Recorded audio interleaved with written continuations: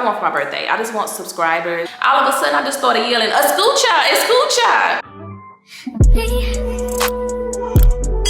Can you focus on me? Baby, can you focus on me?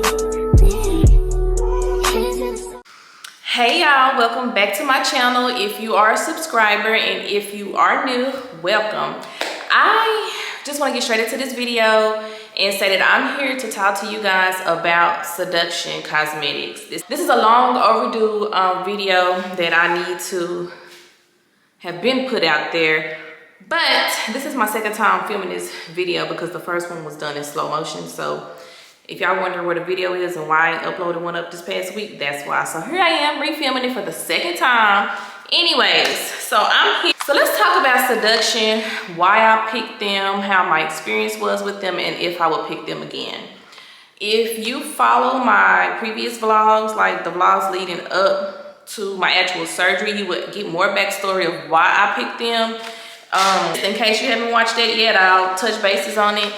I went with them because I had two friends that went to Seduction before, and it was maybe 3 or 4 years ago, but that was the only place that I knew of that was in Miami that they went to. They didn't really have too many complaints. One of my friends did tell me, she was like, you're treated like a number there, choose somewhere else. And then my other friend, she didn't really have any complaint because she went back for another procedure. So yeah, like I don't know, like I chose them just because, y'all know why I chose them because I called to get a quote. I ended up putting my deposit down that day because they suckered me in, so that's another reason. But yeah, my experience with Seduction, if I was to rate it like on a scale of 1 to 10, with 10 being the highest, I would say a 7. It was not the worst facility. I did not have any issues with at least not that I know of as of today. I didn't have any issues like with maybe like botched surgeries or unsafe, unclean, things like that. The things that I had problems with was more of the customer service, bedside manners maybe. Not even necessarily so. I don't know what the actual problem was, but just listening and you can just figure it out. So I know that you guys, if you watched my previous vlog where I talked about the pre-op was horrible. I sat there for 6 hours and it should not have taken that long for them to take pictures of me, do a drug test, go over any other additional costs and fees. Like, it should not have taken 6 hours, and it was not that busy from what I could see. So I'm not sure why it took 6 hours. I was really pissed off about that and was, wondering if my surgery day would go like that, but it did not. I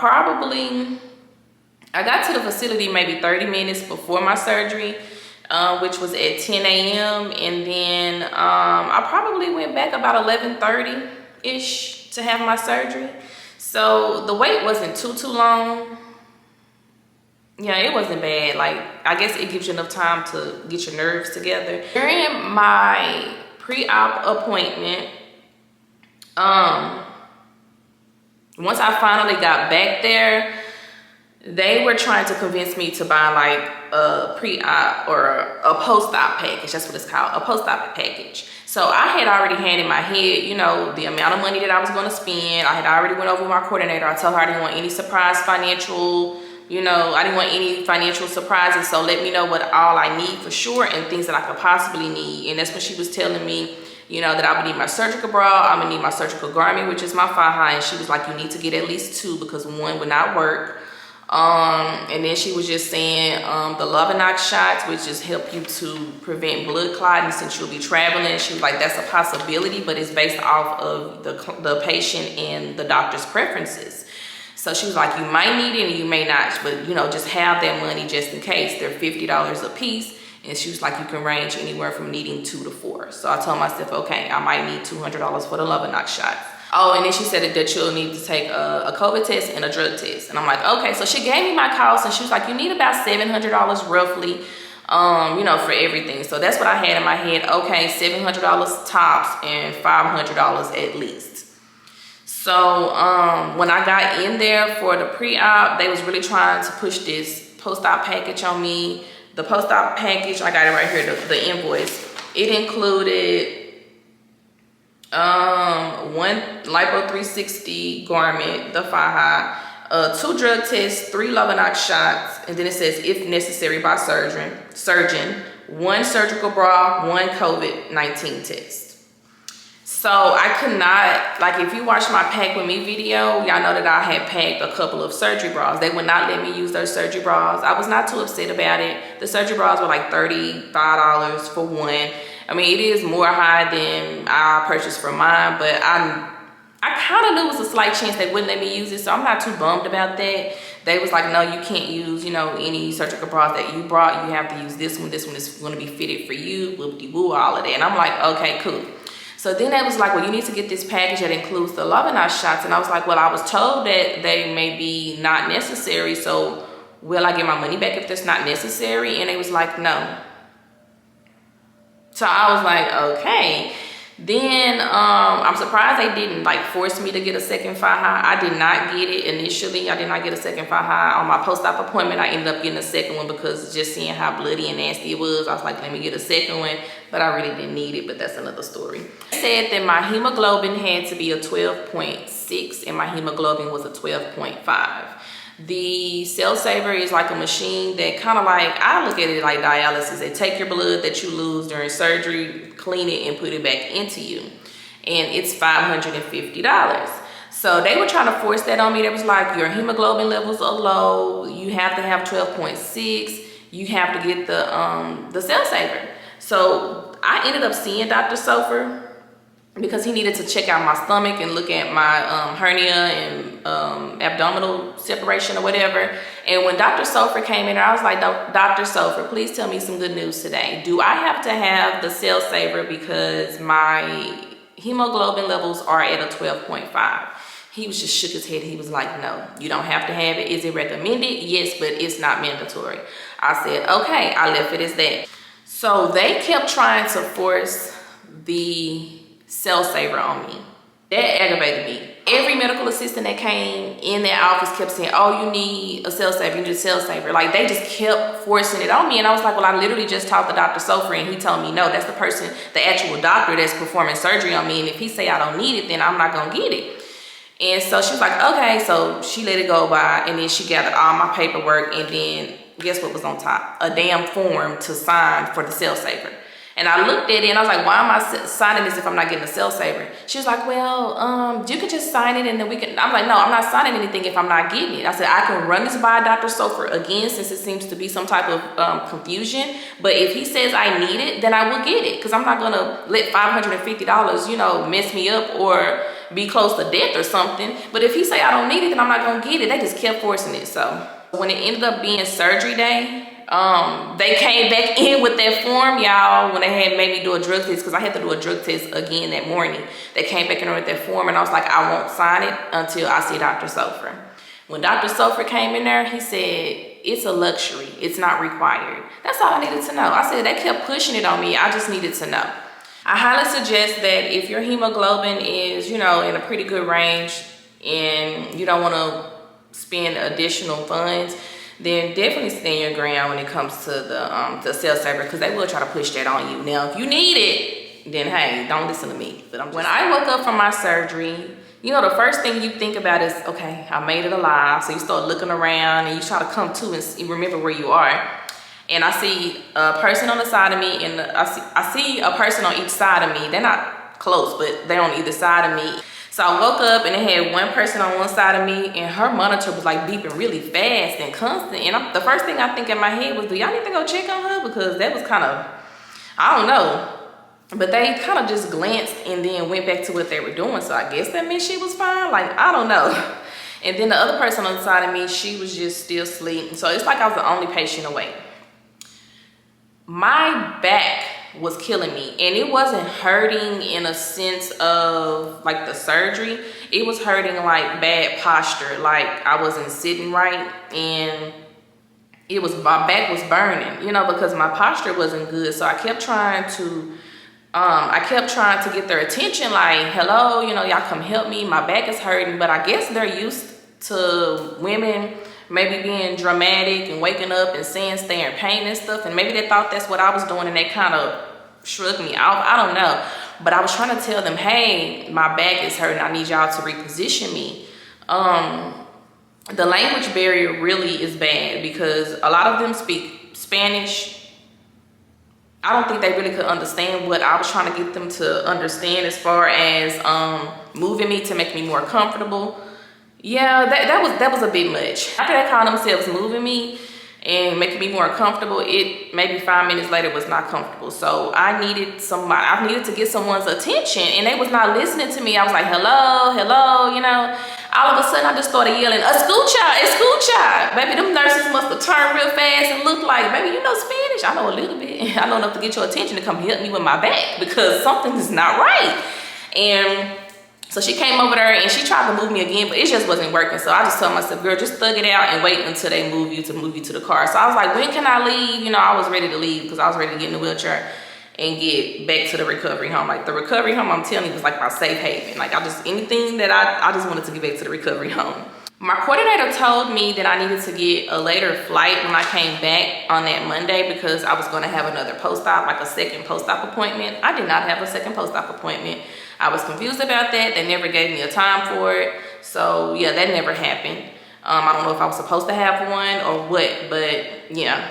So the next day after my surgery and I went to my post-op appointment, the medical assistant, she was very sweet as pie, but she really didn't know much. Like I was asking her like about the profile of my breast, and like she was like, I'm not really sure, let me check on that for you.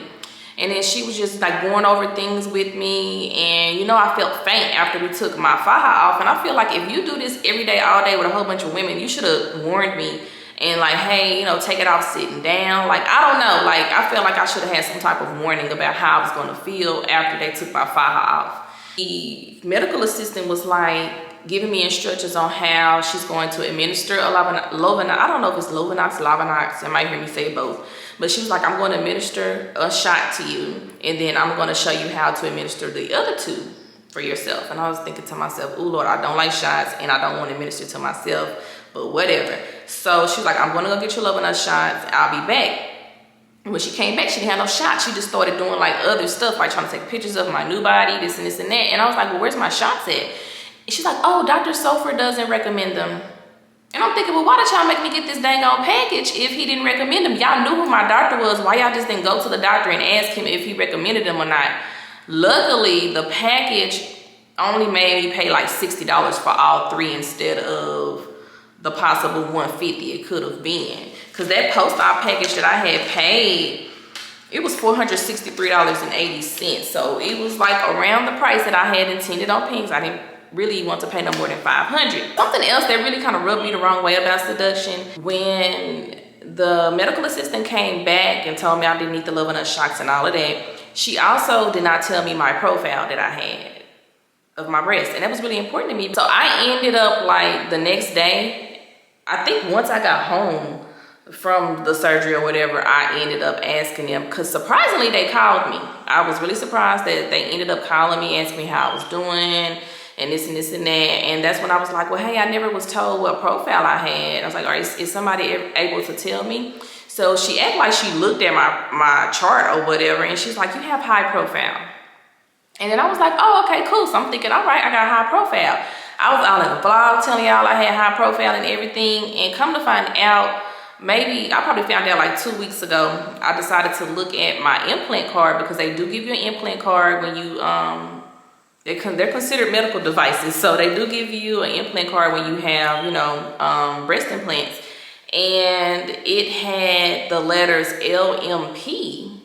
And I had to look it up, and when I looked it up, I found out that I actually have moderate profile. So I'm like, why did y'all tell me I had high profile? So now I don't believe nothing y'all telling me now. And then I also wanted to know if I had over the muscle or under the muscle with my implants. She told me I had over the muscle. And I was like, what? Like, that's not really as common.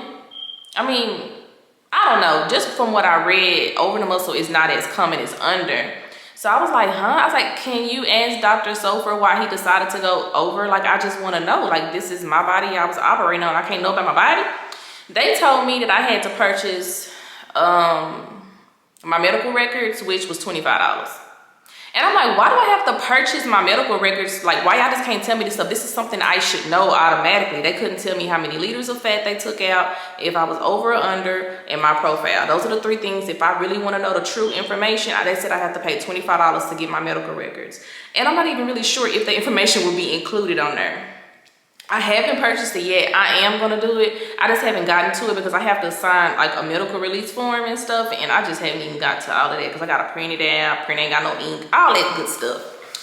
So yeah, now just like, I don't know if I believe them, so I'm curious and want to get my medical records so I can go over them and see exactly what do I have, because I feel like over and under the muscle it plays a role when it comes to me working out, because when you have over the muscle, a lot of people get over the muscle if they lift a lot of heavy weights.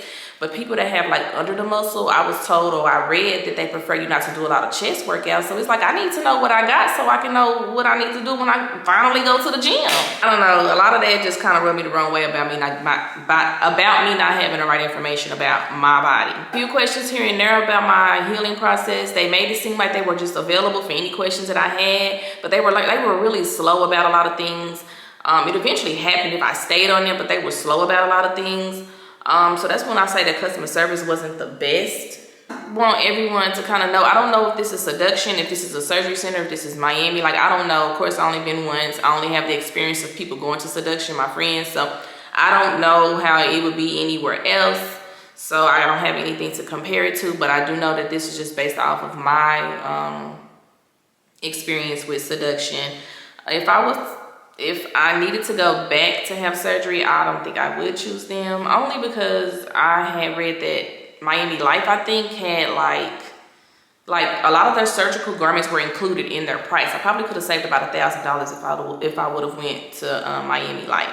But I didn't see a doctor that sparked my interest. Again, I only chose Dr. Sofer because I saw he was board certified, and he also specialized in breast, and y'all know that was the most important thing to me, that my breasts were right. I really can't think of anything else at the moment. I had notes written in my phone, and I don't know where those notes are. They gone. If you guys have any questions, please drop them down below. Like, I really want to have a Q&A with you guys, but I haven't received any questions yet. Made it this far, thank you so much for watching my video. This is my birthday week, and if you could please subscribe. That's what I want for my birthday. I just want subscribers. I am on my road to 500. I want to be at least 500 subscribers by the end of this year. I believe that I can get there before that, and it'll be great because then I'll extend my subscriber goal. But if you guys can just subscribe, if you're watching it this far, that means you must like what you see. Just subscribe. Please like, please comment, please leave a message, a comment, please leave a question so we can do a Q&A. But thank you so much for tuning in. I hope this answers some questions about Seduction that you may have had. I hope that if you are in the process of choosing a facility, that you just use my advice no matter where you pick. Stay alert, stand on business when it comes down to the extra fees and costs that they be trying to throw on in there, because I don't know if they get commission or what, but they be trying to get you. So please stand your ground. If you've been to Seduction, leave me a comment too and tell me how your experience was, or any type of surgery center that's in Miami. Bye, y'all.